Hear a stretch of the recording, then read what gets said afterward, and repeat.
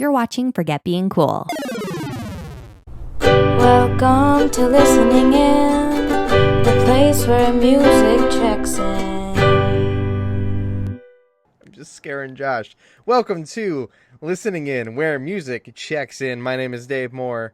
Hi, Josh. Hello, Dave.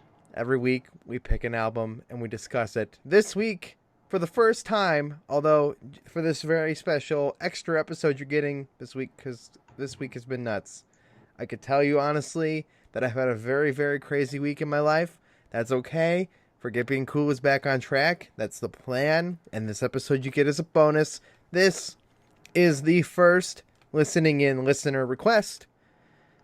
Due to the personal relationship of the listener which requested this album, I can't say his name because I can't. I'm contractually obligated not to. But Josh, Yes, he picked an album.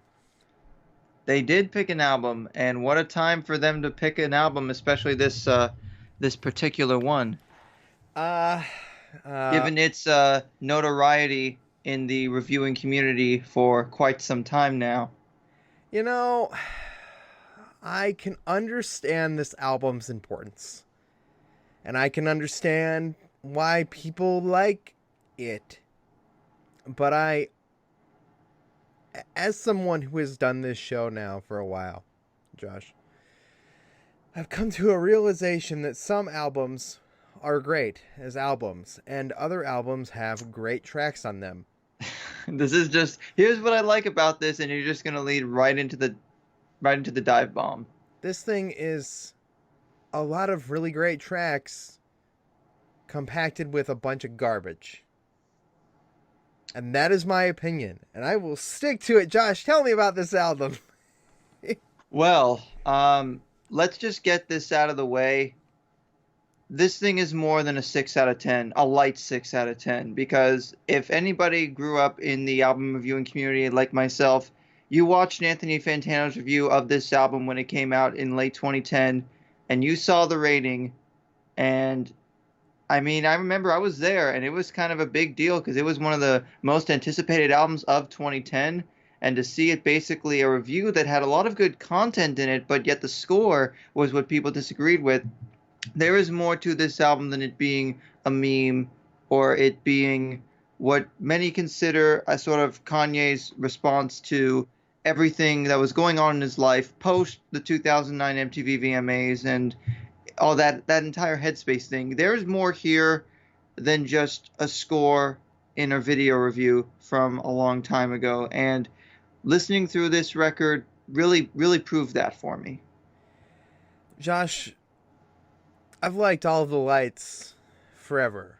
It's always been a song that no matter when it comes on, it's probably my favorite Kanye song. And this comes from someone who just doesn't love Kanye in general. I don't think he's the greatest rapper of all time. I don't think he shakes up the industry as much as people want to give him credit for. Yet there's a lot of tracks like All the Lights on here that stand out for me as some of my personal favorite Kanye tracks. Power would be one of those. All the Lights would be one of those. I hate Monster. I hate it. I think it's a bad song. See, Monster's not that bad, if only because one of the really good things about Kanye's production is he's always been able to get a lot of good samples and some good beat work and mix that together and also be able to get some really good verses out of people. Like, I think Rick Ross's verse on Monster may not be the greatest way to start the song, but it's a solid start and it builds with Nicki Minaj and Kid Cudi. And he's able to get all these great performances out. I mean, Nicki Minaj's verse on Monster is way better than her sort of it's my British nursery rhyme thing on Opener Dark Fantasy. But Rick Ross's verse on I believe it's Hell of a Life, that's a solid verse. Like, I may not be as into Rick Ross as some other people, but you know, with some of the verses that a lot of the featured artists put on here, especially Pusha T on Runaway. Pusha T's writing game in general was already pretty solid leading up to this album, but dude was on another level. Runaway has always been one of my favorite tracks too. I Always. remember when this came out, I was familiar with all the lights and power, which I love this sample of 21st Century Schizoid Man. I also came to appreciate the interpolation of Black Sabbath's Iron Man on Hell of a Life in the Yep. chorus. That's really cool. Have you lost your mind? Tell me where we crossed the line. Like it's a nice thing to see that people in hip hop have an appreciation for genres of all kinds, and also on Blame Game, you have, of course, John Legend doing vocals on it, which I liked his work on all the lights in that. And then you have the friggin' Chris Rock verse, or like when he basically plays the role of the new boyfriend, and I was like, wow, Chris Rock could still go hard. The amount of talent on this album is incredible. The amount of people that he brought in to do parts of this is incredible. And to label it as a Kanye West album almost kind of bothers me a little bit. Like, I know this is his production, this is his work, but Well, I like, mean, he worked with a bunch of people he normally works with. Like, you got Jeff Basker, you got No ID, even RZA from Wu-Tang Clan, would and this Bink did a couple tracks. but would this be as amazing and as good as it is without the work of everybody else that's here? Like Some ways yes, some ways no. I don't see it being as much of a powerhouse and much of a very. There's a lot of posse cuts on here. Like you've got Monster and So Appalled, and let me just scroll Nicki down. Minaj has never done anything else good in my opinion, other than this album, She's had some good moments, I think, post Pink Friday. But like, yeah, you got So Appalled and Monster, but those are the only two posse cuts. But then we get to the iTunes bonus track "See Me Now" featuring Beyonce, Charlie Wilson, and Big Sean. Which, funny story, listening to this on Apple Music, I had to listen to the whole normal version first, and then find the pre-order version, and just to listen to "See Me Now" because it's not included on any of the other two. It's all right as a bonus track. It serves its purpose, but this thing, Charlie Wilson's hook is great. I like this hook work on this album, but you can tell Beyonce's on here because, I mean, for better or worse, she kind of dominates everything on there. we're at a point where bonus tracks on particular services and special pre-order bonuses and stuff just bothers me at this point, because trying to track it down, like, I can understand a version temporary, like Spotify gets this song first for the first year and then it goes to everything else or whatever. That would be fine right now, but the fact that there's a lack of this track, I listen to the regular version available on Spotify. Anytime it takes away from the rhythm catchy rap songs here, I tend to get annoyed when we go into like weird sample land with that like Easy Taught Me track. I think the end of Blame Game. I like Chris Rock's character. The over repetition of the Easy Taught Me thing, it kind of grates on me a little. And also, I think It it's the beginning became of that track with the ding, ding. I don't know if it's that or Lost in the World, but the fact that on this album, this was basically a lot of people's introduction to a guy named Justin Vernon, who we know as Bon Iver. I think this was only about 8 months before Bon Iver's self-titled came out, and while people in the indie community knew about him, a lot of people started to get familiar with his work through his two features on here, which is his work on, I believe, Lost in the World and Monster, because he helped, do some other production or songwriting on here as well. And then the sample of Gil Scott-Heron from Common Number One, I believe it is, on Lost in the World, segueing right into the closing track, Who Will Survive in America, it's a nice way to really tie the themes of this album together, the black man's experience, the death of the American dream and prejudice, and what's been going on in Kanye's head with the decline of one relationship and various other aspects as well. It's a fascinating look into his headspace in the same way that, as much as I'm not a fan of Yeezus, that was also sort of chronicling the cult of personality that he was going through at that time, and then later with 2018's Ye, how it was a short but controlled project that also sort of captured. That's the thing about hip hop. A lot of it, if done right, can be sort of a brief snapshot into what that artist is going through at that time. Like with power, no one man should have all that power. Yeah. Or like the idea of Monster. I mean, I guess with part of it also, a track like Monster is just they're all so I would say invested. But just everything's right there. And they're invested in their particular message. The ideas that each track tries to purvey, like to give off, the ideas and the feelings of each track are unique. I get a little bit annoyed when we go into, women being, I don't know, degraded would be the best way to say this.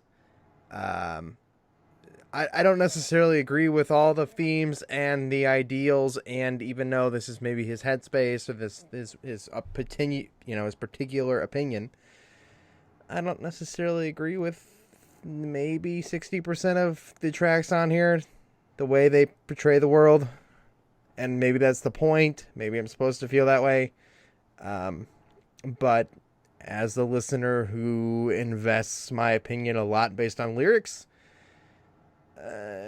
attitudes and things in here tend to make me drift away from liking him as a particular artist and liking some of these tracks, other than, the flow of the rhythm is great. The sound is great. The samples are cool. The rhythm is awesome. But some of the themes make me feel like a bad person. Maybe it's supposed to help you understand where he's coming from, maybe not. The end of Runaway, I mean, the beginning and the end both have the piano being hit very sparsely, but at the end, he uses the vocoder probably a little too much, although I like to think it's just basically like you're playing a game on the NES or Super Nintendo, and it's just the end credits theme. Yeah. Like, you can kind of hear something going on, but I'm not quite sure. Perhaps in the Runaway short film, there's more going on, that it serves a purpose, which, side note, essentially that short film, which I believe is 35 minutes long, it takes a large amount of My Beautiful Dark Twisted Fantasy and puts a bunch of music videos to it. Oh, I've not seen that. I should have watched that. That would be interesting. This is a short film based on Runaways, basically? Well, not just Runaway. I believe it's a large amount of this album. Like, I think it's 5 or 6 tracks worth, last I checked. I know that Todd in the Shadows and Rap Critic did a review of this years ago. It's on YouTube if you guys want to find it. But it's very much like a long-form thing. I just have to see here. Does it mention it? Yeah. So it was like one of the last long-form. Yeah, 35 minutes. Yeah. Josh, I appreciate our listener for suggesting this album. I'm glad that I've listened to it in its entirety now. But like it has been in my library for the last, 2019? It's been in my library for almost, 10 years, almost. I'm going to just leave it in here with the few tracks that I like. And I'm going to continue to throw away stuff that I don't. Like, I will keep Runaways in here. I'll probably keep Power in here, and I'll probably keep All the Lights. But listening to this in its entirety doesn't make me add the rest of the entire tracks to my library. It doesn't make me want them more. And that's okay. I'm glad that some people think it's more than 6 out of 10. I would agree with 6 out of 10. Definitely going to be checking out some of Kanye's earlier work now as well, since I liked Ye from last year, but I also know that Yandy's supposed to be happening like any year now. Like, it's supposed to be being worked on. But I think My Beautiful Dark Twisted Fantasy is sort of the middle ground between the sort of very relationship-centric 808s and Heartbreak and the really center of the world Yeezus. It's sort of a good middle ground, good music, which is Kanye's side label. He had just started up before this, which a bunch of these songs were technically free downloads in this Good Friday series, or just before the album came out. So you had, Big Sean's feature on See Me Now, because he's on Good Music, and Pusha T's on there. And because Good Music put out their compilation only a few years after this. So you start to see there's more threads to Kanye's, I don't want to say ego, but his... Oh. There's more threads to his ambitions. There we go. You want to bring up the ego thing? There's a lot of ego going on in this album that drives I mean, me. he would definitely portray himself as a natural asshole on multiple tracks. Describing himself that way and then being that are two very different things. And it's that kind of stuff that makes me dislike his opinions more. And that's like a whole other like political conversation of like music creators that we've never gotten into on this show. Is like the views of this artist versus the way that I personally feel are two very different things. And do we judge music based on that? Is that even a fair argument?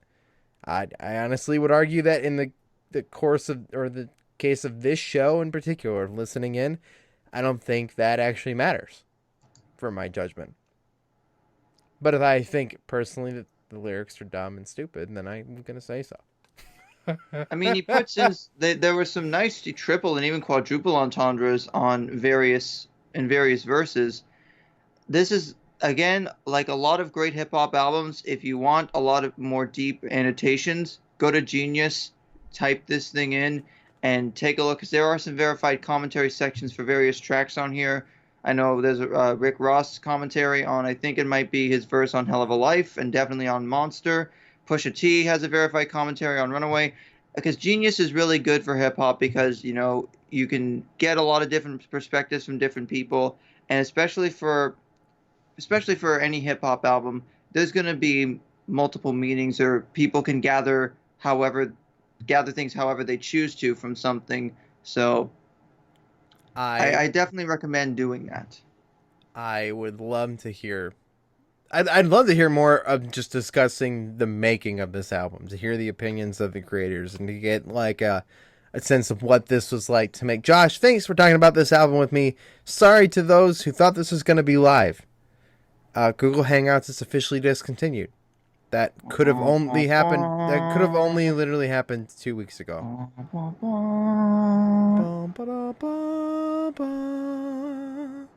Sorry, Google Hangouts. You were the only useful thing that Google ever made, that they never made better, is now gone. So I will argue that and be upset about it forever. Also, why don't you just remove it from YouTube? It shouldn't even be listed there, all grayed out and saying, Google Hangouts on air is discontinued. It's like, man, briefly speaking, I don't know. I mean, Google Hangouts, the streaming part is dead, but the video call feature is still there. the feature that no one used.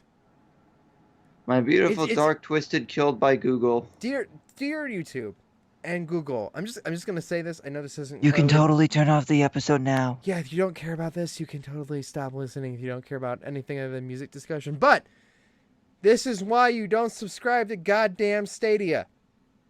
This is your example. I'm just gonna say it.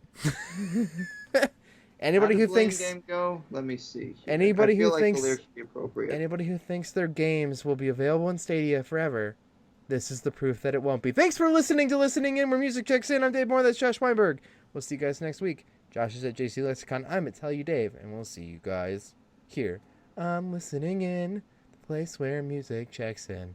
You got the power to let the power go.